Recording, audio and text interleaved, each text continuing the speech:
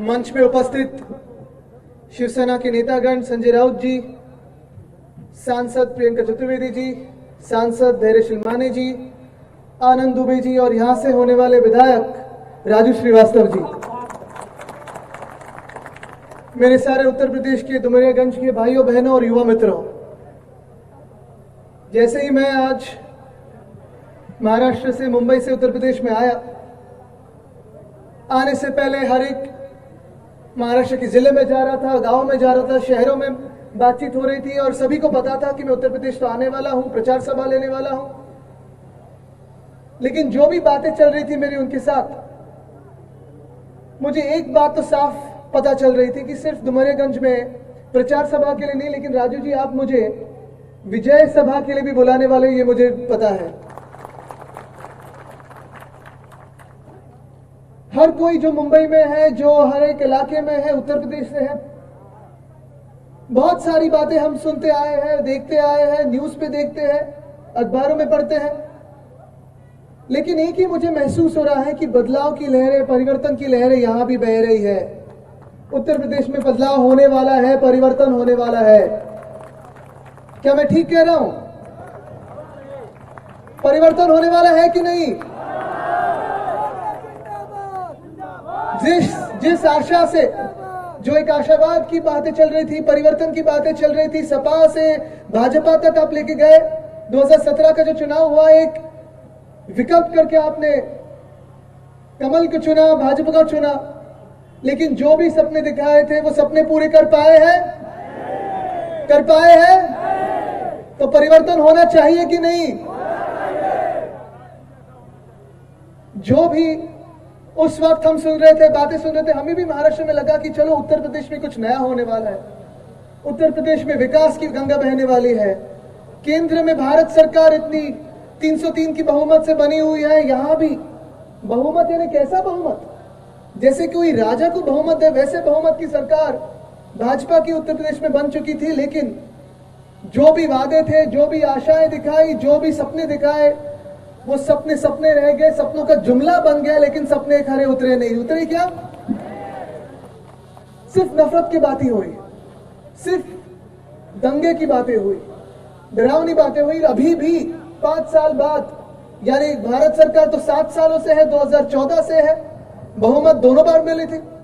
अभी भी मैं देख रहा हूं कि उत्तर प्रदेश में जो भारी बहुमत मिली थी 2017 में, 7 साल भारत सरकार के और 5 साल उत्तर प्रदेश सरकार के, भाजपा सिर्फ लोगों को डराते आई है कि ऐसे होगा, वैसे होगा, ये खतरे में है, वो खतरे में है, लेकिन खतरे में कोई हो नहीं सकता। ये श्री राम की भूमि है, श्री राम की भूमि है,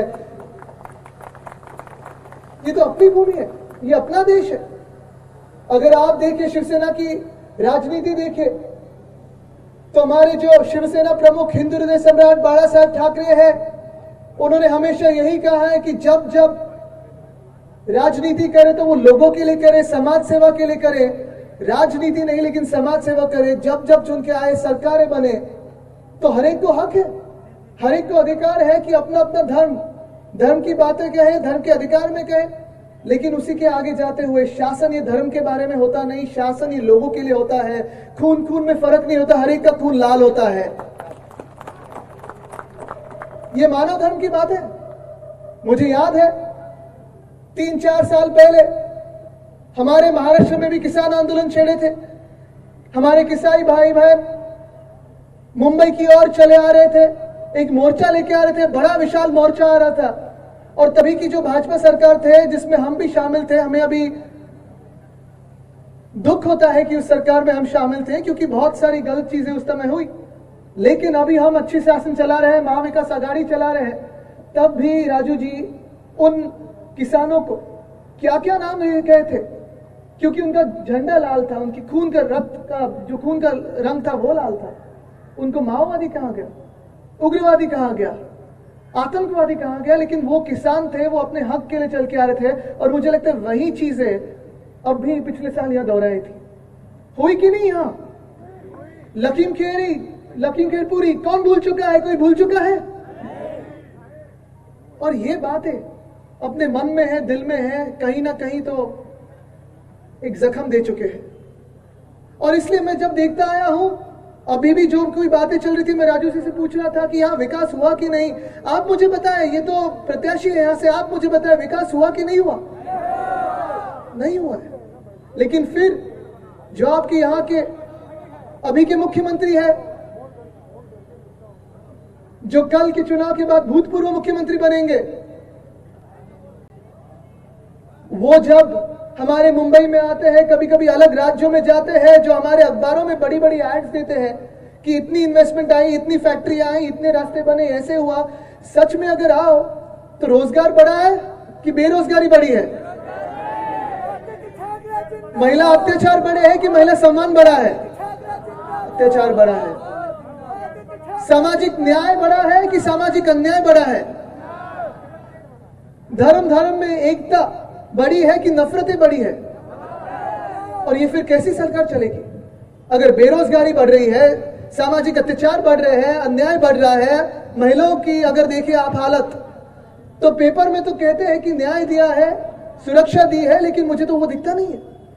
और यही अगर हम बदलना चाहते हैं तो मुझे लगता है परिवर्तन की जो लहरें हैं वो यहां भी आनी चाहिए। आप क्या तैयार हो परिवर्तन के लिए?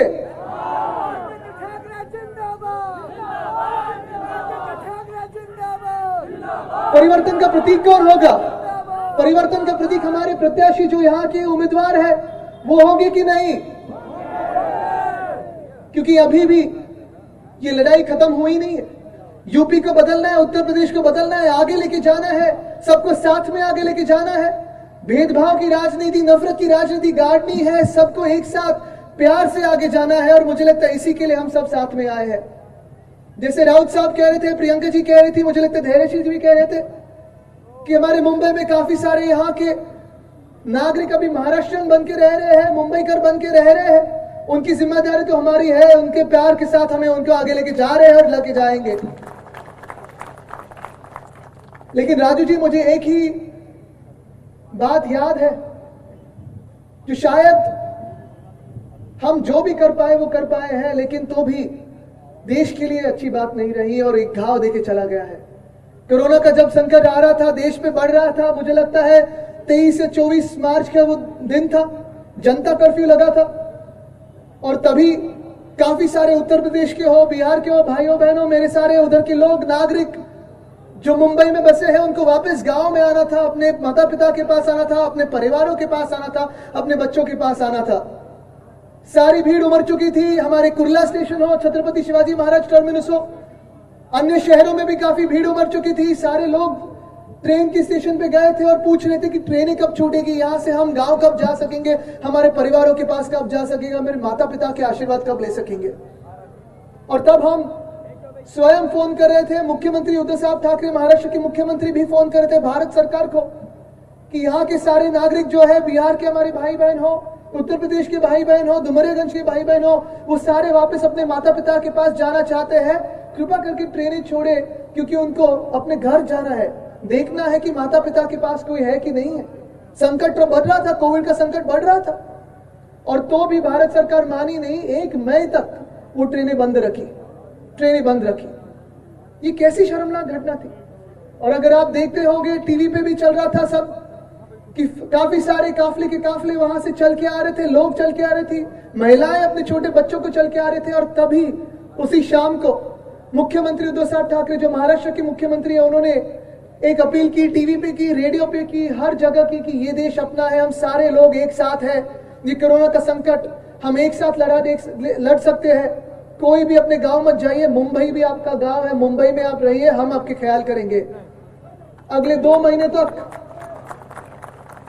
राजू जी, अगले 2 महीनों तक मुंबई में भी, पूरे महाराष्ट्र में भी 500 से अधिक हमने कैंप्स लगाए। 3 बार का खाना पीना हो, योगा के कैंप्स हो, हेल्थ चेकअप्स हो, ये सारे करके जब ट्रेनें शुरू हुई, तब भी सबसे शर्मनाक घटना ये थी कि रेलवे ने टिकट कटवाने के लिए भी पैसे मांग रहे थे। और तभी मैं गर्व के साथ कह सकता हूं कि टिकट जो काटे हैं, टिकट के जो पैसे हैं, वो हमारे सीएम रिलीफ फंड से आए और हमने साथ में दिए हैं।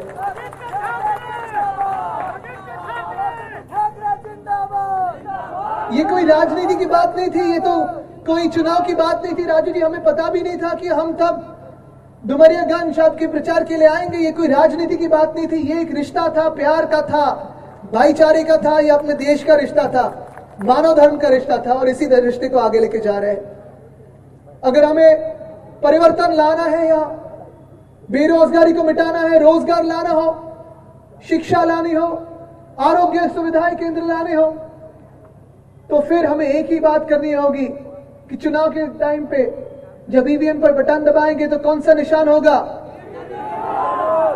शिवसेना मित्र संघ का निशान कौन सा होगा? उत्तर प्रदेश की शान क्या? उत्तर प्रदेश की शान तीर कमान, तीर कमान, उत्तर प्रदेश की शान।